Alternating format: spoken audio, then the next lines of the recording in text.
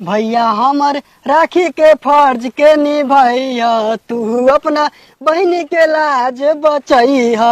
बहनी हमर अपना भैया के प्यार ना भूलैया, हर साल राखी बाने अइहा।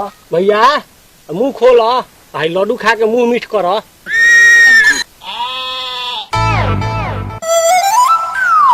अब बोल बहन तोनी का कथी चाहिए, हम देवे ला तैयारी बानी खुशी खुशी।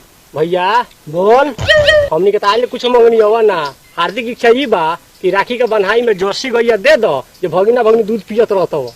भैया दीदी के तो गैया देता रह, हमरा के करिया का पड़िया दे दो, बहनोई दिन भर वही में अझुराए रहता हो।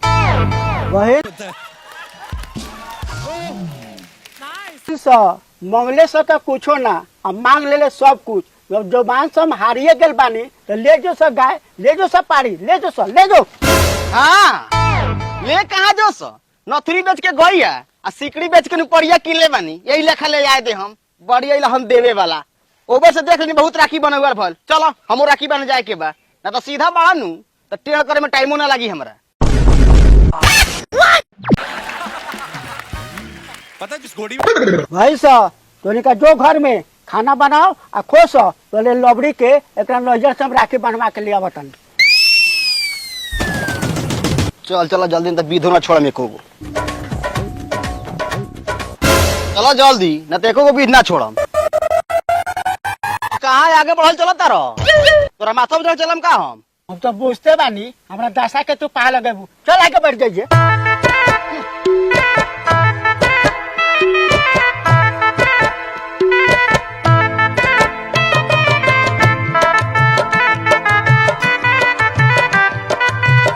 चढ़ाऊ साइकिलिया तो सीधा उड़ावल चलता रहा नहीं हर, तो वो से पहले चल चला बाजार में, हमारे दुकान में से चांदी के राखी, सोना के सिक्का आ घी वाला लड्डू किने के बा भाई से के खियावेला। ये लबर यहाँ पाकिट में झोड़ा झाट लेके दाढ़ी बनवावेला, आ तोरा चांदी के राखी आ सोना के सिक्का चाहिए, ऊपर से चाहिए घी वाला लड्डू। चुपचाप चले के बता चलो, तब साइकिले पर से डाल दे पौधनो तुलू। चल चुपचाप दुकान पे लेके चल, चल दूसरी चुपचाप। ये मर की लगाऊनू यहाँ अपने हमारे भाई सब विदेश से 4 साल पर आयल बा, हमरा हर हाल में चांदी के राखी चाहिए तो चाहिए। हाँ तू राखी किन लेबू आ दुकानदारवा के हम गाड़ मारा के पैसा दे। ए तू गाड़ मारा के दो चाहे मुंह मारा के दो, उससे हमारा का मतलब बा, हमरा राखी चाहिए तो चाहिए। आ सुन, हम राखी किन ले बानी, भाई सके राखी बांध दिए आ कम पड़ी नु तो हमरा हाथों में से खोल के बांध दिए। ओ निपुतारू तू ही तेज बन रहा ना, तोहर छोड़ छोड़ राखी और भाई से बानी से ना, लागत आज तू कुछ चाहता रह। हम कुछ नहीं के चाह, चुपचाप चल। आ ना सुन हमार बात नु, ऐसा लात मारब इस साइकिले पर से गिर जाए, वो डांडवा टूट जाए तो भाई लोग के अपना राखी बांधत रहिए। चुपचाप चल पड़नी चल।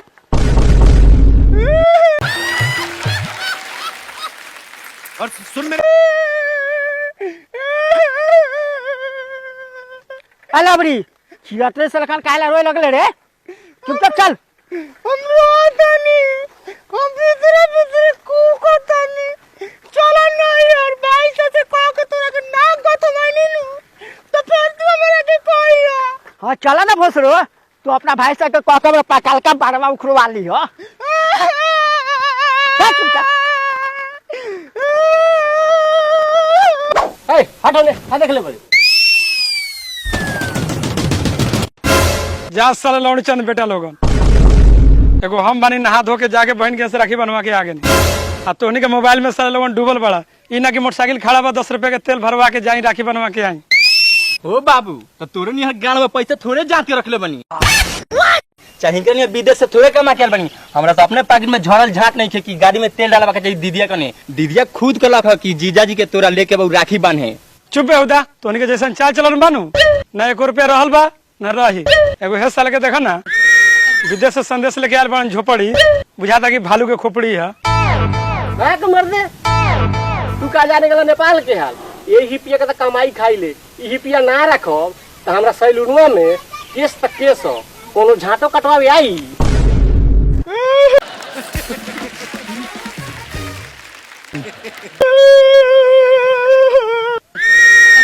हेलो भाई चुपचाप रह ना नैहर आ गेले भाई सके राखी बांध आ नेक जोगे लेवे कोनो हाली हाली ले ले।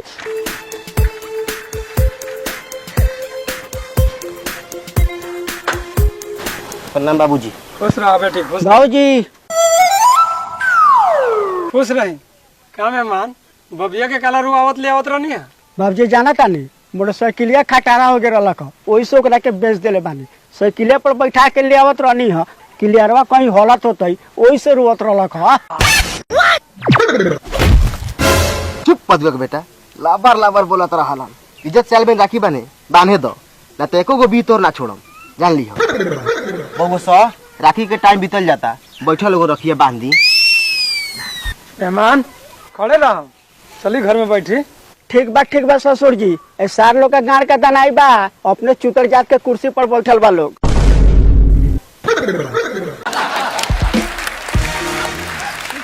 बहु ई तो भला लिखे कमात तो कुछ होना दी।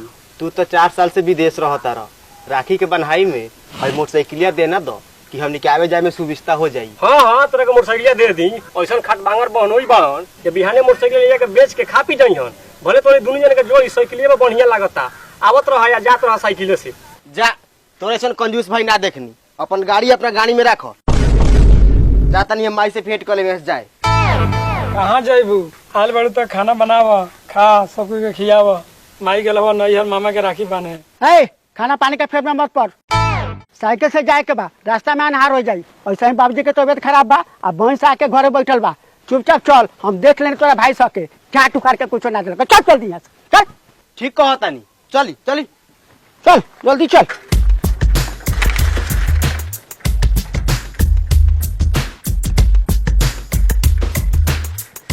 चल आओ बैठ